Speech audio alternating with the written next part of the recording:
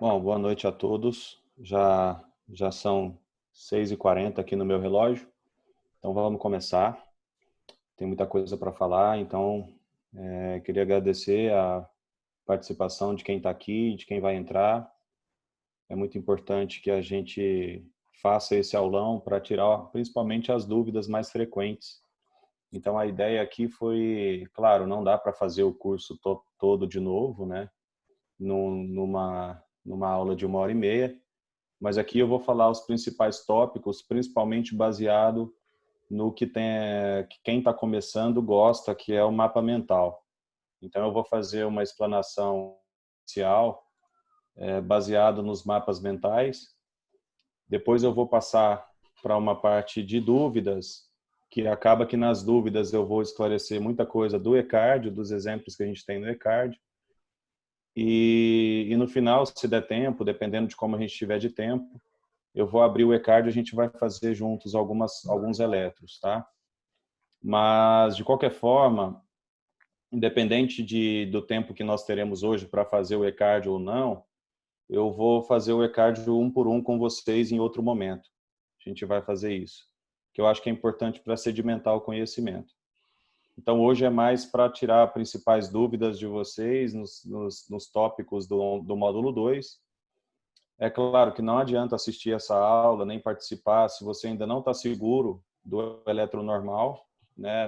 Ainda não faz o Hackcast de cabeça, não tem os conceitos ainda sedimentados do eletronormal, não faz muito sentido assistir essa aula, porque acaba que vai gerar um pouquinho mais de confusão na cabeça de vocês. Porque eu falo que o eletronormal, que é 80% do nosso dia a dia, tem que saber, assim, medular, para depois passar para as alterações, módulo 2, principalmente o módulo 3, que é o eletro da emergência, que é o momento em que a gente tem que tomar decisão em cima daquilo que a gente sabe, não tem que como esperar a, o laudo ou a orientação de algum profissional especialista, né?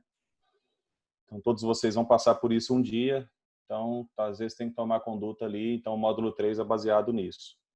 O módulo 2, qual que é a ideia? Esse é um curso básico, então não adianta a gente querer pegar um livro de 300 páginas, por exemplo, igual esse que eu gosto muito, do Tranchese, que eu já mostrei esse livro para vocês.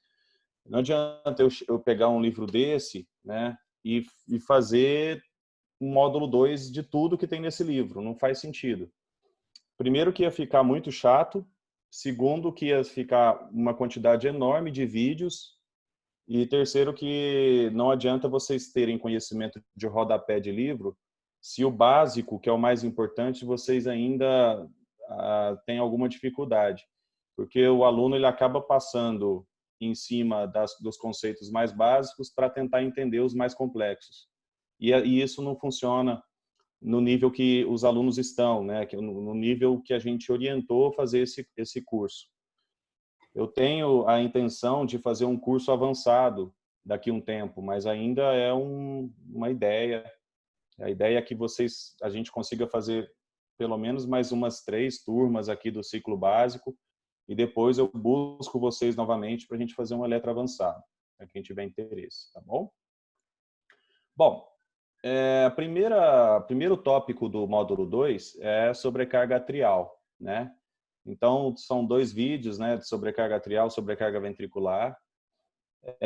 Gera muita dúvida, porque é um tema, apesar de ser fácil, é um tema que é muito discutível, porque a gente não tem uma sensibilidade e especificidade adequada para garantir que o paciente tenha sobrecarga só pelo eletro.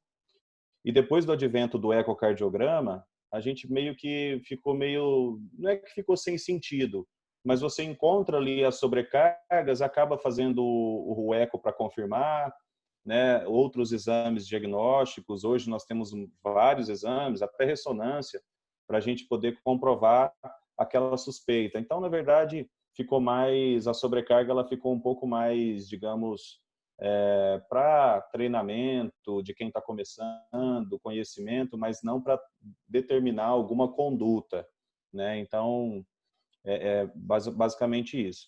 E importante, pessoal, é que as alterações de sobrecarga do lado esquerdo sempre são mais frequentes, mais prevalentes do que as alterações do lado direito. É assim em todas as doenças do coração, basicamente, né? O lado esquerdo ele é maior, ele tem mais alterações por conta de ser responsável pelo débito sistêmico. Então, a gente tem muito mais sobrecargas do lado esquerdo do que do direito. E o mais importante é que, como a gente tem um lado esquerdo muito mais hipertrofiado, mais grosso, as alterações do lado direito elas acabam sendo mais difíceis de ser encontradas, de ser interpretadas pelo eletrocardiograma. Então, para você ter, por exemplo, uma ED, esse ventrículo direito ele tem que ter dobrado ou triplicado de tamanho para aí sim você conseguir ver ali alguma alteração importante. Por isso que às vezes fica um pouco mais difícil de entender também e é sempre quando você vê que alguma coisa no eletro tem um monte de critérios diagnósticos, é porque aquilo realmente ainda não está sedimentado e a gente não tem toda a certeza do diagnóstico, de como fazer, porque se fosse fácil, se fosse uma coisa simples, a gente teria um critério só e pronto, né? Então, pessoal, vamos lá. A sobrecarga atrial, né, sempre são duas derivações importantes.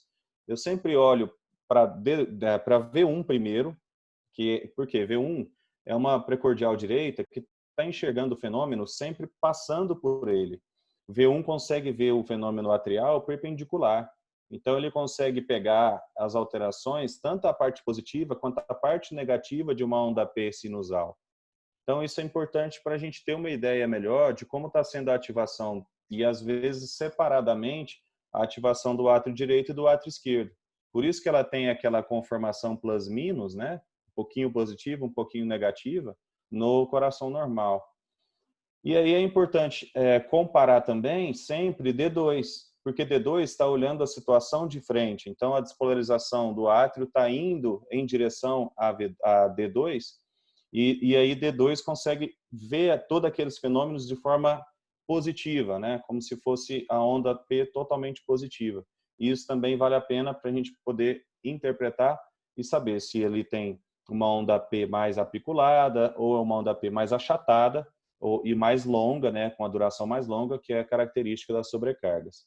Então, sempre que você pensar em V1, em sobrecarga esquerda, olha para V1, você achou aquele plus-minus ali, que é muito mais comum que a sobrecarga direita, então sempre você vai olhar para aquela parte negativa, né, e vai calcular para ver se tem o índice de Morris. Por que é índice? Porque é uma multiplicação, pessoal. Não basta o paciente ter uma onda P negativa com um quadradinho para baixo, você tem que multiplicar isso pela duração. Ele tem que ter um quadradinho como se fosse 1 milímetro quadrado, tanto de altura, né, tanto de duração quanto de amplitude. Nessa multiplicação, isso tem que ser, vezes, se você multiplicar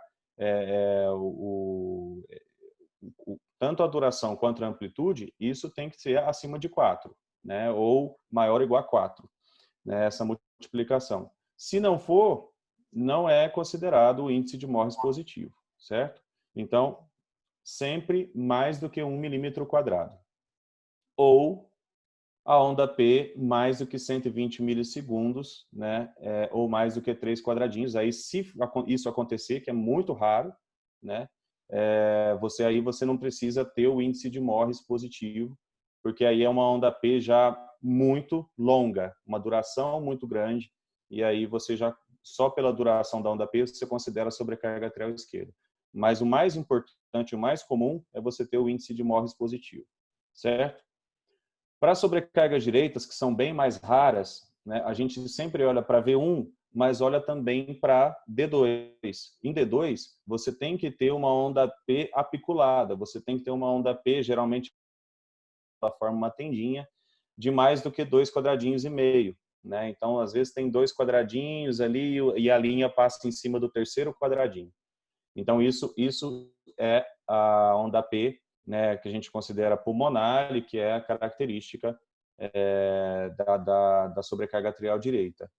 E você tem um sinal indireto disso, que é o Penhallosa-Tranquese, que, na verdade, ele sozinho é muito difícil de fazer diagnóstico de sobrecarga atrial direita. Geralmente você tem a alteração, o critério de amplitude, de voltagem, né, de D2, somado com o Penhallosa Tranquese. Só o Penhallosa Tranquese sozinho, assim, isoladamente, é bem raro, é bem difícil de trazer para vocês um exemplo dele sem o critério de amplitude do plano horizontal, do plano frontal, desculpa.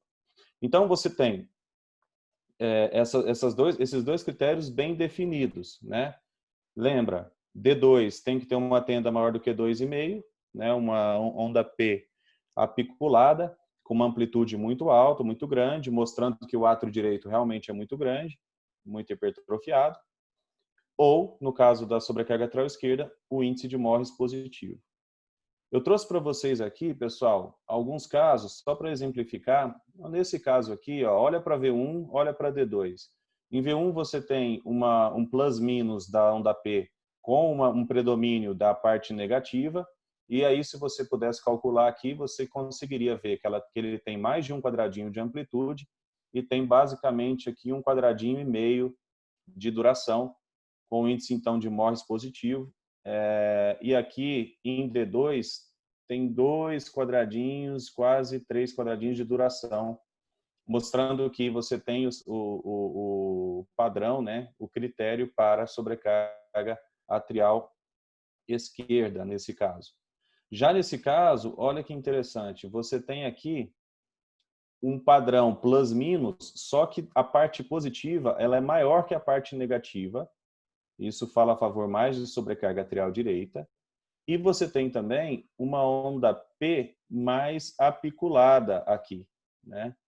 Então, nesse caso aqui, você tem, além do critério de sobrecarga atrial direita, por D2, você tem também um critério de sobrecarga atrial esquerda. Então, você tem os dois critérios aqui, e isso não é raro, tá, pessoal? É muito comum até você encontrar pacientes que tinham, por exemplo, uma lesão, uma doença pulmonar, né, um DPOC, alguma coisa assim, ele acabou desenvolvendo uma onda P pulmonar, né, e depois ele desenvolveu, por exemplo, hipertensão arterial, ou ele teve um infarto, ou ele teve uma valvopatia mitral e sobrecarregou o átrio esquerdo. Então você tem aqui um padrão de sobrecarga atrial esquerda somado a um padrão de sobrecarga atrial direita, tá bom?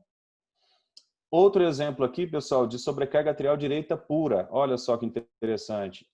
Quando você olha para D1, você tem uma parte positiva maior do que a negativa, mas aqui não tem índice de Morris. Veja, ó, você não tem mais do que um quadradinho da onda P negativa.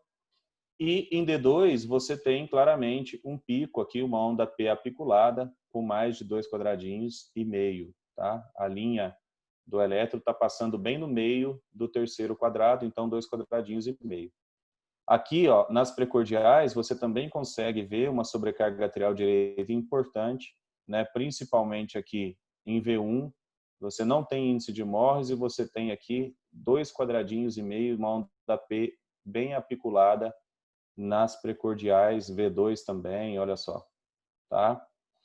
E aqui, pessoal, é um outro exemplo que eu trouxe, que eu recebi ontem, né, de um paciente, de um aluno, um ex-aluno aqui do curso, ex-aluno meu da faculdade também. E olha que interessante, eu até achei que esse eletro estava feito em 2N.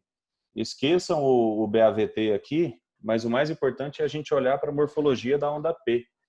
Olha só que interessante essa onda P, pessoal.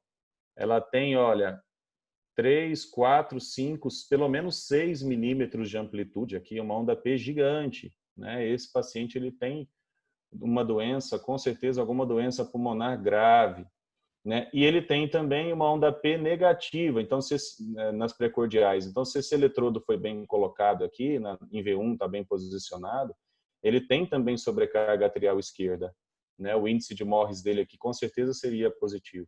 Então é uma sobrecarga biatrial. É um paciente que com certeza tem um coração muito grande, porque ele tem uma sobrecarga dos dois átrios, né? E é muito interessante para a gente poder observar esse tipo de alteração. Eu quis colocar aqui pela amplitude da onda P. Se todos fossem assim, ficava fácil, né, pessoal? Mas não é. Isso aqui é muito raro de ver uma amplitude tão grande assim de onda P. Aqui também, mais um caso, pessoal, olha, você tem uma onda P em tenda em D2, né? Até e além disso, associado a isso, você tem um note, né? Como se fosse uma segunda ondinha P aqui, ó, que ainda é a onda P. Então aqui tem critério para sobrecarga atrial direita e esquerda, né? Ó, aqui de novo, em V1, você tem uma parte positiva, mas a parte negativa já preenche critério para sobrecarga atrial esquerda. Esse paciente também tem um átrio gigantesco, né? Com certeza, no eco. Esse caso aqui eu pude comprovar porque é um caso clínico em que o átrio esquerdo dele era muito grande e o átrio direito também tinha alteração, apesar de que o átrio direito a gente não vê direito no eco, mas ele tinha alteração dos dois átrios por doenças distintas, tá? É isso, então, da sobrecarga atrial. Da sobrecarga ventricular, o mapa mental também é bem simples, tá, pessoal? O pessoal fica muito... Eu vejo muito aluno tentando decorar os critérios de Ronhilt e tal, mas, turma, é bem mais tranquilo se você olhar para a voltagem primeiro. Porque se a voltagem já estiver alterada, acabou, você não precisa ficar fazendo conta, tá? Então, assim, primeiro, vamos para o mais raro, que é a sobrecarga ventricular direita. Sobrecarga ventricular direita, como eu já mostrei nos outros exemplos ali, inclusive existe uma associação muito grande entre as sobrecargas atriais e ventriculares. Não raro você vai encontrar pacientes com sobrecarga atrial e ventricular do lado esquerdo e atrial e ventricular do lado direito. Isso é muito comum. Inclusive, a maioria dos exemplos lá do eCardio tem as duas coisas, porque é a vida real, certo? Agora, aqui na sobrecarga ventricular direita, sempre olha para V1, pessoal. Por quê? Porque V1, quando você tem uma sobrecarga ventricular direita, o que acontece com o coração? Ele fica, você sai daquela posição do eixo para trás, né? Esqueçam o eixo elétrico aqui de cima para baixo, esquerda direita. O que eu estou falando aqui agora é de trás para frente, ou de frente para trás. Isso é da gente tem que falar agora, pensar no plano horizontal. Então, eu olhando o coração de frente, ele pode estar desviado para trás ou para frente. Ele geralmente é desviado um pouquinho para trás em condições normais, porque o ventrículo esquerdo é bem maior, bem mais grosso, então ele fica para trás. Quando você tem um crescimento do ventrículo direito, ele acaba desviando esse eixo para frente. Ele joga o eixo para frente. E é por isso que em V1, geralmente você consegue ver QRS mais positivos, com ondas R's amplas, que não é o comum. Lembra do Rakesh, quando a gente olha o eletro normal, V1 é tudo negativo, né? Você vê geralmente um padrão ali Rzinho S. Agora, em pacientes com SVD, não. Com SVD, você vê uma onda R maior do que a onda S. Isso é o principal critério. E o eixo desviado para a direita. Então, quando você tem eixo desviado para a direita, né, jogando o eixo lá para o quadrante inferior direito, e você tem uma onda R maior do que a S, sobrecarga ventricular direita. Claro, existem diagnósticos diferenciais, mas é o mais importante diagnóstico é sobrecarga ventricular direita, tá bom? É o mais comum. E aí você tem que pensar em doenças que estão causando sobrecarga ventricular direita, né? Aí você pode pensar em hipertensão pulmonar, qual o motivo que está causando essa hipertensão pulmonar. Pode pensar em TEP, pode pensar em alguma alteração primariamente do pulmão também, além da hipertensão pulmonar primária, você pode ter um DPOC, um enfisema que está sobrecarregando o ventrículo direito, tá? Ou alguma doença congênita também pode fazer esse padrão. Mas o mais comum é a sobrecarga ventricular esquerda, né? E para a sobrecarga ventricular esquerda, eu sempre tenho uma regrinha que eu acho bem mais fácil. Não é que eu estou querendo, digamos, ensinar macete para vocês, porque eu acho que vocês têm que raciocinar em cima do eletro.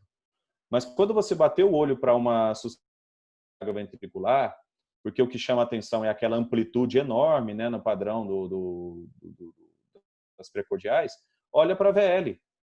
Por que olhar para a VL, pessoal? Porque a VL, para ser SVE, ela tem que ser positiva, primeira coisa. E se ela for positiva, a onda R dela, do QRS dela, tem que estar acima de 11 milímetros ou 12, dependendo do livro.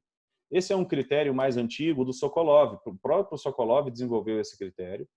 E se você achar uma onda R acima de 11 aqui, ó, como eu coloquei nesse mapa mental, pronto, é sobrecarga ventricular esquerda, não tem que fazer conta, não tem que preocupar, não tem que, né, fazer Ron-Hilt, nada.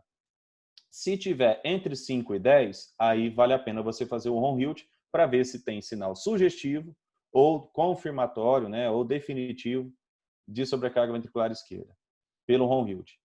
E se a onda R for pequenininha, menor que 5 milímetros, lógico, se você tem que descartar a baixa amplitude, então se esse paciente não tiver baixa amplitude no plano horizontal, frontal, e a onda R for menor que 5, você descarta a sobrecarga, tá? Não tem que ficar olhando, mas ele tem o critério de TAV, ou então ele tem o critério de strain. Não precisa, porque não vai dar. No máximo vai dar sugestivo de ventricular esquerda, e como eu já falei para vocês, a sensibilidade e especificidade desses critérios é muito baixa, e hoje a gente tem ecocardiograma, a gente faz o eco para confirmar essas alterações, tá? Então, como é que a gente faz o Ron-Hilt? Nesse caso, não tem muito jeito, pessoal, tem que usar a tabelinha, qualquer smartphone tem aplicativo com os critérios de Ron-Hilt, dá para você fazer isso. Eu, sinceramente, nunca vi nenhuma questão de prova que cobre algum critério específico de Ron-Hilt, enfim, mas é interessante saber, principalmente para quem está começando. Então, o primeiro critério, obviamente, é o critério de amplitude. Então, qualquer onda R ou S no plano frontal, se tiver mais do que 20 milímetros, que é muita coisa, já está definido sobrecarga. Esse, na verdade, não é o... Desculpa, é um dos critérios de um Ron-Hilt, mas é o critério que a gente utiliza de Sokolov também, certo? Não precisa, ele não entra especificamente no Ron-Hilt. O que entra no Ron-Hilt é onda S V1, V2 maior que 30 ou onda R em V5, V6 maior que 30, certo? E lembrando que o Sokolov, você tem que somar V1, a amplitude da S de V1 com a R de V5, V6, e tem que ser maior que 35. Aqui no Ron-Hilt é maior que 30, já é suficiente para o critério de amplitude. Sobrecarga arterial esquerda, o critério de sobrecarga nós já falamos, o índice de Morris principalmente, você tem mais 3 pontos, já está definido sobrecarga. Então, se o paciente tiver amplitude e sobrecarga atrial, pronto, já está definido sobrecarga ventricular. Depois, a coisa fica um pouco mais difícil. Aí você tem critérios indiretos, por exemplo, o desvio do eixo para a esquerda, que nem sempre acontece. Aí você somaria mais 2 pontos. A duração do QRS maior ou igual a 90 milissegundos ou 0,09 segundos, você ganharia 1 ponto, então você tem ali um atraso de condução, né, gerando mais esse ponto. A deflexão intrassecoide maior que 0,04, na verdade não é a deflexão, é o tempo de ativação ventricular, né, que você mede na deflexão intrassecoide. Maior do que 40 milissegundos, você ganha mais 1 ponto.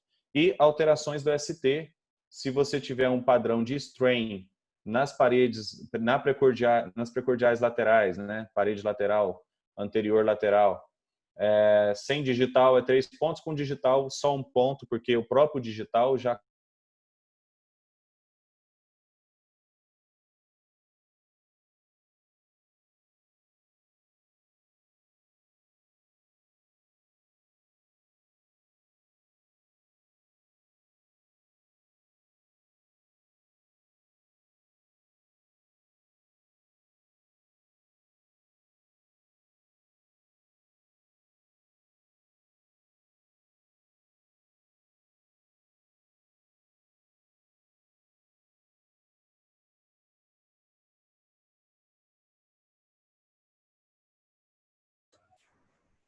Doutor?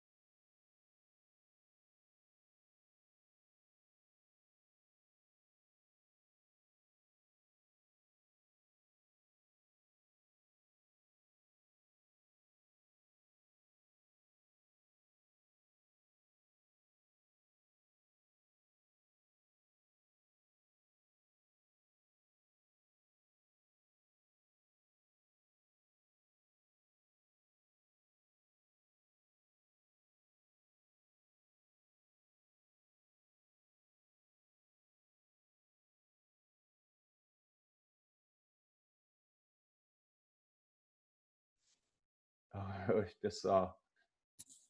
Então, conseguem me ouvir? Andressa, dá um Sim, sinal doutor. de... Tá. Tudo certo. Desculpa, foi um mal entendido. Eu achei que a Andressa tinha caído, como ela é a anfitriã. Na verdade, eu que caí aqui. Então, já estou voltando à tela aqui para a gente continuar, tá bom?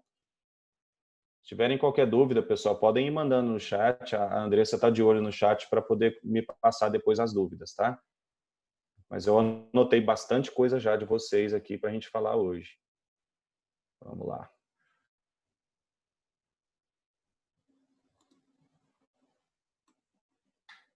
Só por aqui. Aí.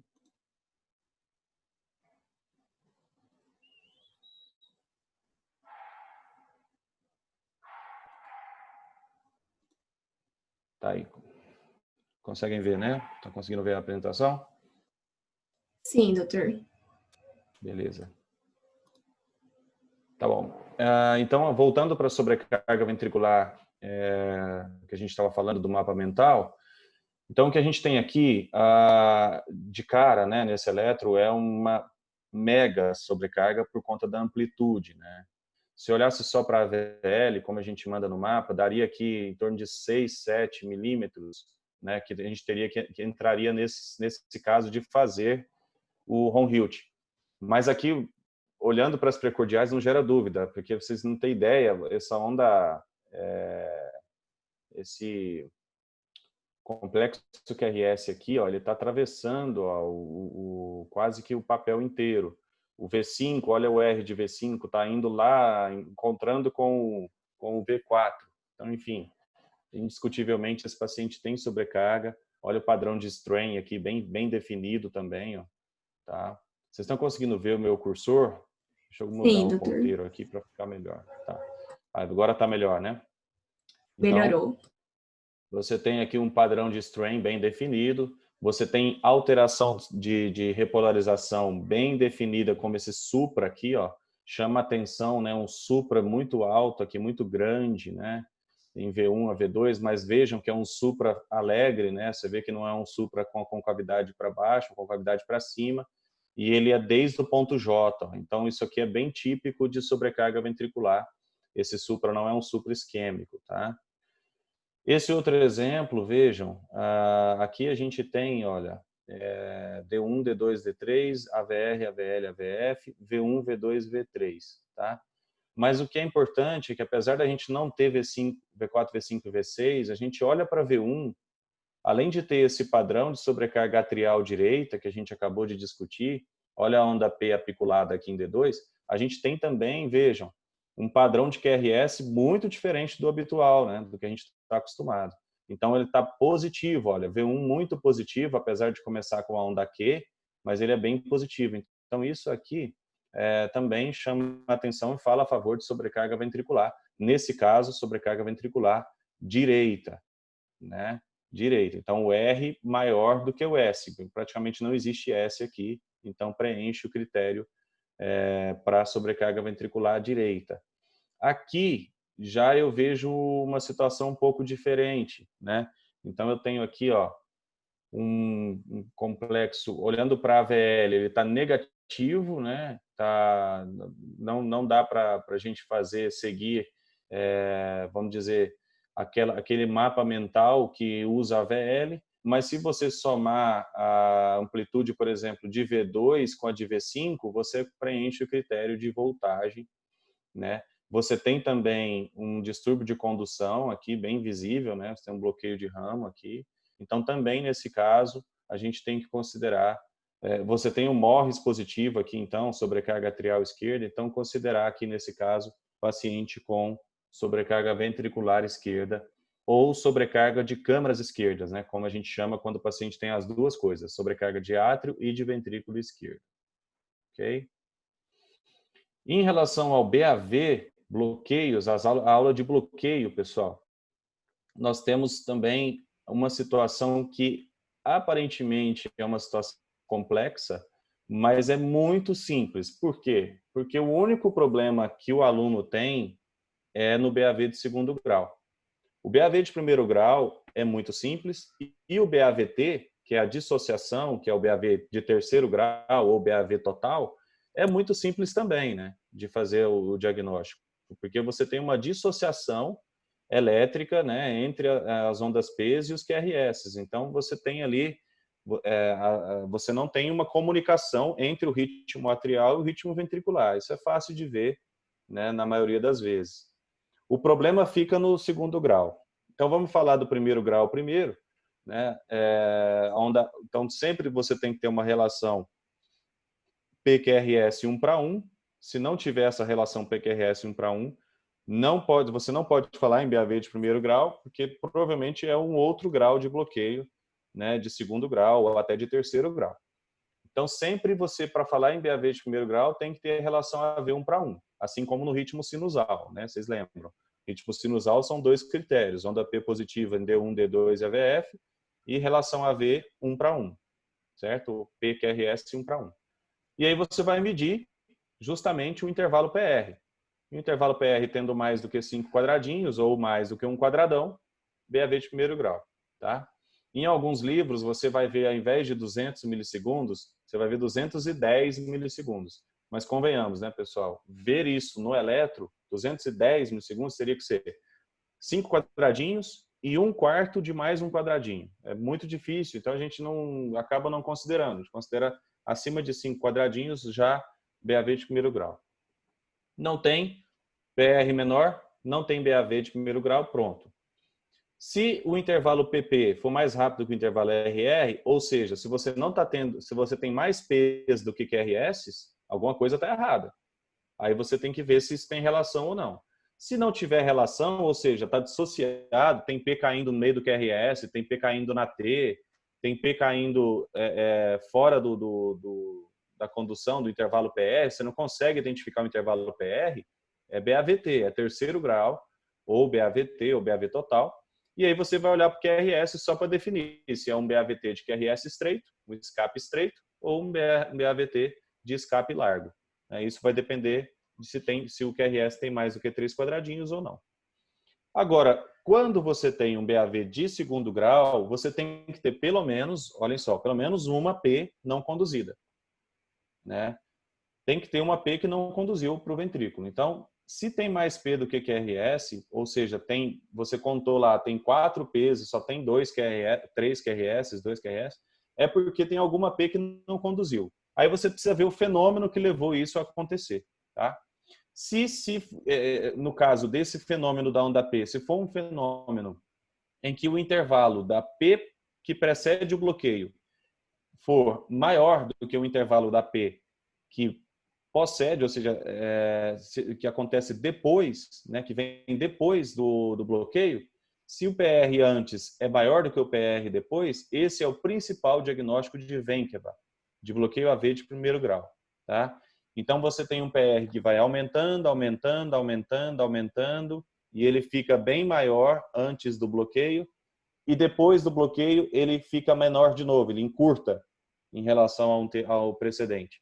Então, essa diferença é que dá para nós o conceito de Ventquebra, que geralmente é fisiológico, é benigno, né? Ele pode ser alterado em alguns pacientes, mas a maioria dos pacientes isso é benigno. Já o BAV de segundo grau, não acontece essa oscilação do PR. Você tem um PR constante, constante, constante, no mesmo, você mede o PR, é sempre normal, e aí do nada você tem um bloqueio na condução AV, você tem uma P que não conduz. Lembrar que a P bloqueada, a P que não conduz, é idêntica, ela tem que ser idêntica à onda P que estava conduzindo. Se a onda P for diferente, aí é outro diagnóstico, é outra coisa que está acontecendo, tá bom? E se o intervalo PR pré é igual ao pós, porém, né, que no caso do segundo grau, você tem mais P do que QRS, você tem mais do que 2 P's para cada QRS, ou seja, mais do que 50% do tempo as ondas P estão bloqueadas, aí você chama de BAV avançado, né? Você tem mais ondas P's, várias ondas P's, e você tem de vez em quando alguns QRS conduzidos. Esse não é um BAVT, mas é um bloqueio avançado que vai fazer um BAVT logo em seguida se você não tratar esse paciente, tá bom? De toda forma, BAV de primeiro grau, benigno, tranquilo. BAV de segundo grau, primeiro grau tipo 1, benigno, tranquilo. BAV de segundo grau tipo 2, avançado ou BAVT, prognóstico ruim, você tem que pôr marca-passo nesses pacientes, ok? Então, vamos ver uns exemplos aqui. Doutor, licença, rapidinho. Acho que vai cair daqui 1 minuto e 15. Vou gerar novo link para a gente reiniciar. Então, tá bom. Tá bom? Combinado. Pessoal, vou mandar lá Tá. no grupo, tá?